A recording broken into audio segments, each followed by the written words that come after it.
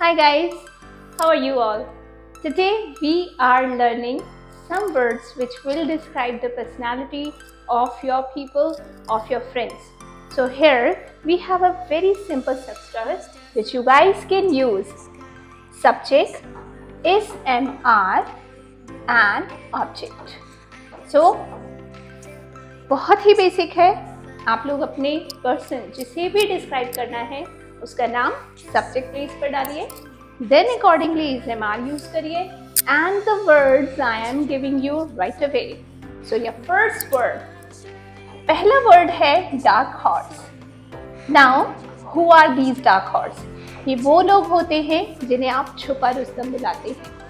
अपनी चीज़ों को सीक्रेट रखते हैं और आपको अचानक पता चलता है इनके बारे में. They are called dark horse. In Hindi छुपा रुस्तम. Second word that you guys can learn is happy camper. हमेशा खुश रहता है. Whatever be the situation, whatever be the circumstances, इस इंसान के चेहरे पे हमेशा स्माइल रहती है. So any person in your family, you can call him or her happy camper. अगर वो हमेशा खुश रहता है. For example, my father is a happy camper.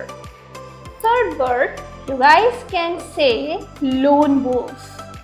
एक ऐसा इंसान जिसे अकेले रहना पसंद है, जिसे अपनी खुद की कंपनी अच्छी लगती है.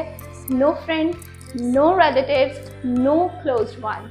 सिर्फ मैं और मेरी तन्हाई. That is lone wolf. A person who loves to be alone. Pain in the neck. Pain in the neck. A person who is giving you troubles. हमेशा आपके लिए परेशानियां खड़ी करके रखता है और आपको इरिटेट करता है.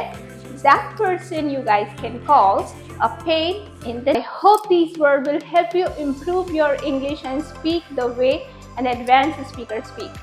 For more such videos, subscribe our channel, comment for your suggestion, and also press the bell icon. Share this video more. Bye bye.